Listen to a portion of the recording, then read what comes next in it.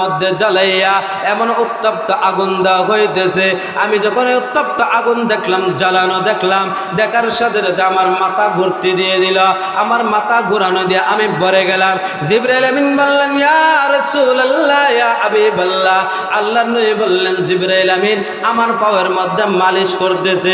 নবী গো, আপনি উঠেন, আপনি উঠেন। তিনবার বলার পরে আমার নবী জাহান্নাম থেকে যখন শুয়ে গেলেন, বেহুশ হয়ে গেলেন, ওই জায়গার থেকে ওইটা দাঁড়াইলেন। জিবরাইল আমিনকে ডাক দিয়া বললেন, জিবরাইল আমিন শুনিয়া নাও, ওই জায়গার মধ্যে আযাব দেন হইতেছে। কেন হইতেছে আমাকে জানাইয়া দাও। বলে 4 শ্রেণীর মানুষের বলে আযাব হইতেছে। বলে 4 শ্রেণীর মানুষ কারা? বলে 4 শ্রেণীর মানুষ একটা গুনাহের সাথেই জড়িত। কয়টার সাথে? কি আযাব হইতেছে আগুনের মধ্যে এমন অবস্থায়। আর নবী বললেন 4 শ্রেণী মানুষ। জিবরাইল বললেন নবীজিকে 4 শ্রেণীর মানুষ। বলে 1 শ্রেণীর মানুষ, বলে তারা কিসের সাথে জড়িত? বলে তারা সুদের সাথে জড়িত। সুদ নাই আপনার এলাকায়? আপনার মতো সুদ খায়? সুদ খায়? কত কেন সুদ খায়? আপনারা মতো মুসলমানে না হিন্দু? মুসলমানে সুদ খায়। ইন্না লিল্লাহি ওয়া ইন্না ইলাইহি রাজিউন। দেখি তো আল্লাহর নবী বললেন সুদের সাথে জড়িত 4 শ্রেণীর ব্যক্তি। 1 নম্বর হলো যারা সুদ দেয়। 1 নম্বর কি? সুদ দেয় না, আসেনি? যারা সুদ দেয়। আর 1 শ্রেণীর ব্যক্তি, ও নবী আপনি শুনিয়া নেন, যারা সুদ নেয়। যারা এক দলে দেয় আর এক দলে নেয়। কয় দল হয়েছে? 2 দল। আল্লাহর নবীকে জানাইয়া দিলেন, ও নবী আরেক দল হলো সুদের সাক্ষী থাকা। কিসের সাক্ষী? কতরা 2 জনে যদি আমরা 2 জনে যদি মামলত করে টাকা নেই, তাহলে তো আমাদের মধ্যে যদি না করে যে তোর থেকে টাকা নিয়েছি না, তাহলে হবে না। সাক্ষীর দরকার আছে না নাই? সাক্ষী রাইখা টাকা দেয়। আল্লাহর নবী বললেন 3 শ্রেণীর ব্যক্তি। 1 নম্বর হলো যারা টাকা দেয়, আরেক দল হলো যারা টাকা নেয়, আরেক দল হলো যারা সাক্ষী থাকে। 4 নম্বর জানায়া দেন ও জিবরাইল আমিন, 4 নম্বর কারা? বলে যারা হলো সুদের টাকা লেখালেখি করে। আছে না নাই?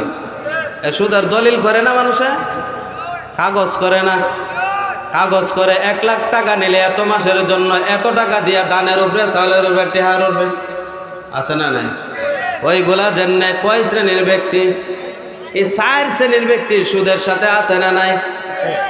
আল্লাহর নবী বললেন, বলে সুদ যারা খাইছে তারাও অপরাধ করেছে, যারা সুদের টাকা দিয়েছে তারাও অপরাধ করেছে, যারা সুদের সাক্ষী দিয়েছে তারাও অপরাধ করেছে, যারা সুদের লেখালেখি করেছে, যারা আমিন, যারা লেখকদার, ওই তারাও সুদের জড়িত আছে।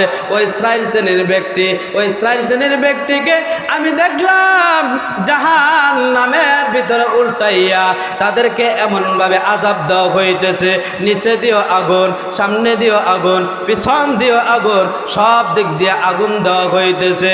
বলে 4 শ্রেণীর ব্যক্তি যদি সুদের সাথে আজকের থেকে লেনদেন থাকে, আজকের থেকে ওয়াদা করে নেবেন, আজকের থেকে ওই মাহফিল থেকে বলবেন হুজুর আর জীবনে সুদ খাইব না, আজকের থেকে ওয়াদার দরকার আছে না নাই?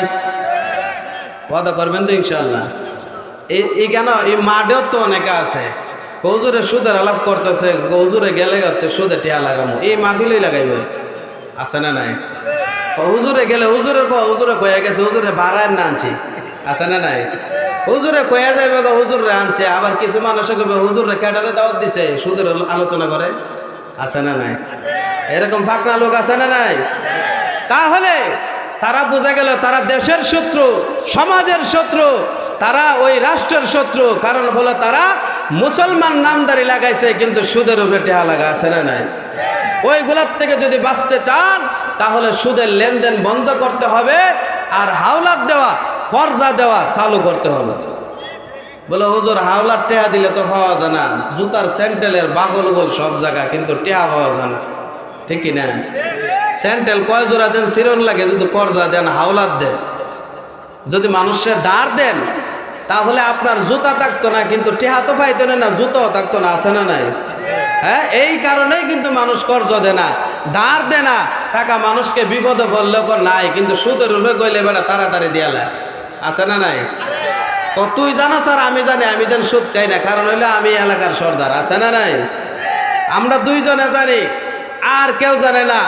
আল্লাহর নবী বললেন তাদেরকে জাহান্নামে সবথেকে নিকৃষ্ট আযাব দেওয়া হইতেছে যারা কামাই রোজগার করে না, কিন্তু ঘুরে ঘুরে খায় সুদের উপরে টেহা দিয়া। আছে না?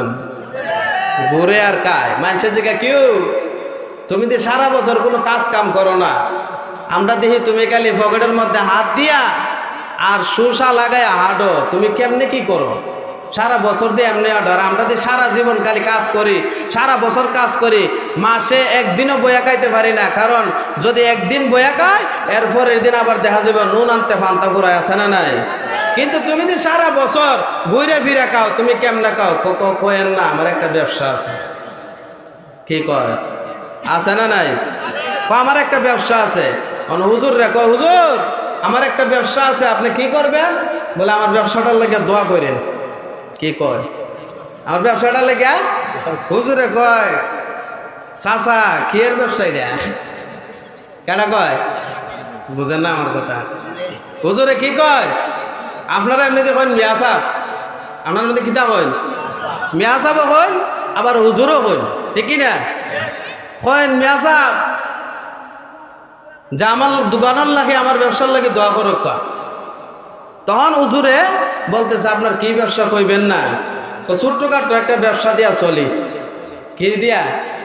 ছোট্টখাটো একটা ব্যবসা দিয়া চলি। তখন বলতেছে যে ছোট্টখাটো ব্যবসা, চাচা যদি নাম না করেন তাহলে তার নাম লইয়া দোয়া করুন যে আমার চাচার বাঁশের ব্যবসা, আমার চাচার দোকানের ব্যবসা, বিভিন্ন ধরনের দোকান আছে না, আমি নাম লইয়া দোয়া করলে মনে করেন তাড়াতাড়ি কাজ হইব।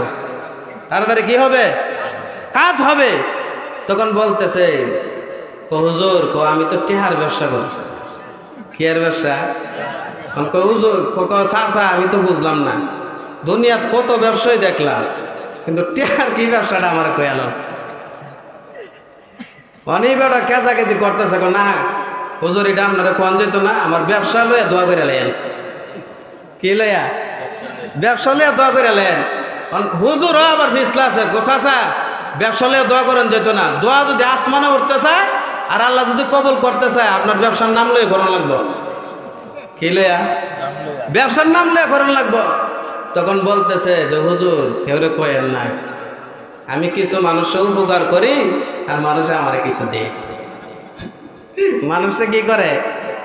উপকার করে, মানুষের হেল্প করে। আপনারা এমন দেখুন মানুষের সাথ দিয়া দেয়, মানুষে কিতা করে? সাথ দেয়। মানুষে একটা কাম পারেন না একলা, কিন্তু আপনি কি আর সাথ দিন, ওটারে কিতা হয়? হেল্প। এটা কি বলেন? হেল্প। তারে সাথ দিয়া দেওয়া, তারে উপকার করা।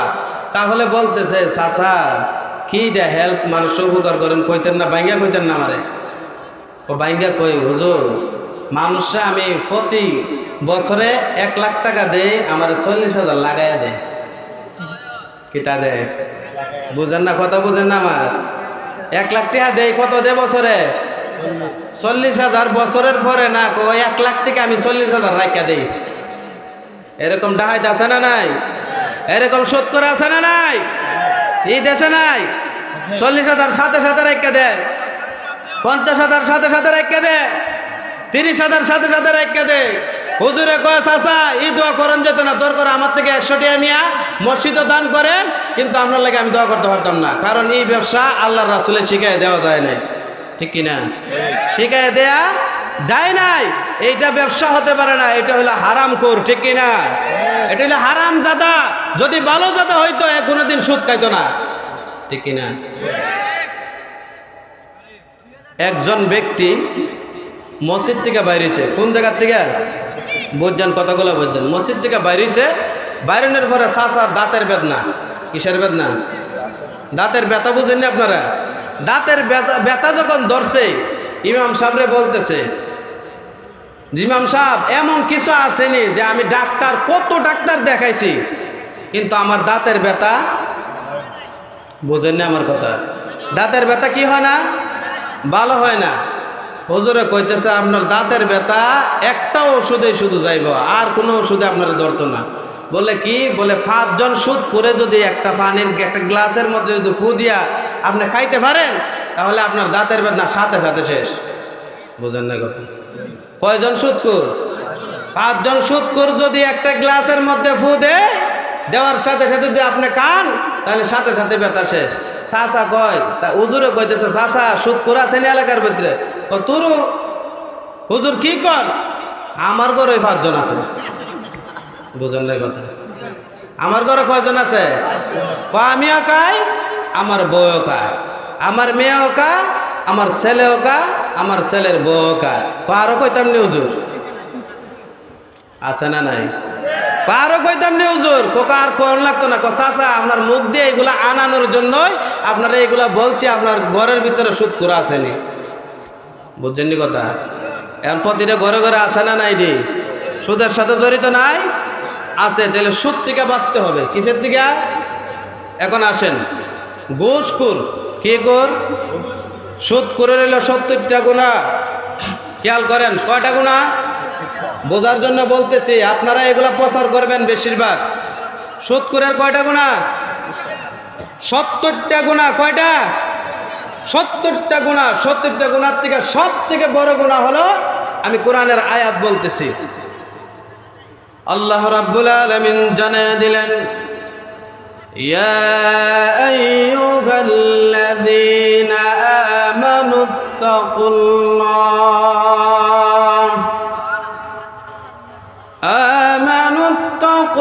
আমানুত্তাকুল্লাহ ওয়া যারু বাকিয়া মিনার রিবা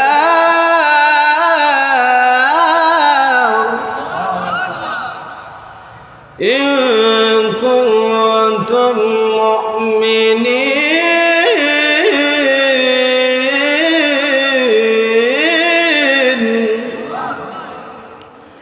আল্লাহ রাব্বুল আলামিন জানিয়ে দেন, ও নবী তাদেরকে জানায়া দেন, তারা যদি ইমানদার হয়ে থাকে, মুসলমান হয়ে থাকে, আমি আল্লাহকে ভয় করে থাকে, তারা যেন সুদের লেনদেন না করে। ইন কুনতুম মুমিনিন, তারা যদি মুমিন হয়ে থাকে। তারপরে 1 নাম্বার গুনার কথা বলেন, ফাইন লাম তাফআলু ফাআযানু বিহারবিম মিনাল্লাহি ওয়া রাসূলিহি।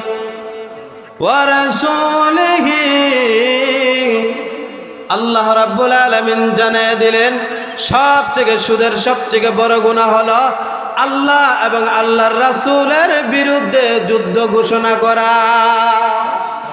কি করা? আল্লাহ এবং আল্লাহর রাসূলের সাথে যুদ্ধ করে একমাত্র সুদখোর। একমাত্র কি করে?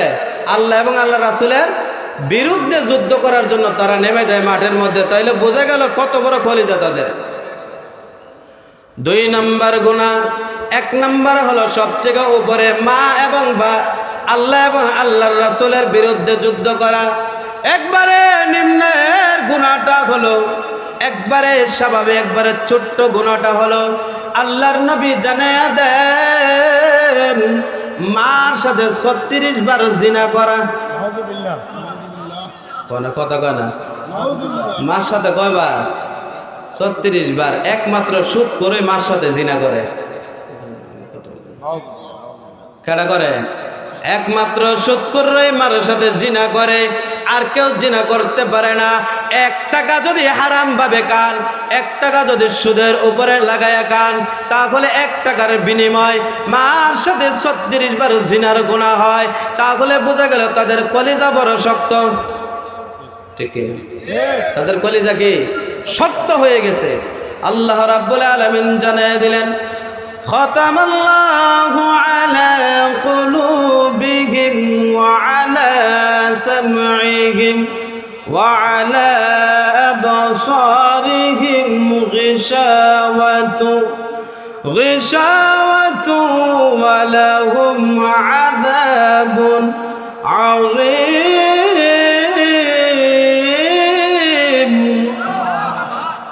আল্লাহ রাব্বুল আলামিন বললেন, এমন কিছু বান্দা আছে তাদের অন্তরের ভিতরে, কলবের ভিতরে মোহর মেরে দিছে। কি মেরে দিছে? সিল মেরে দিছে। সিল বুঝছেন নি? এটার উল্টানোর মতো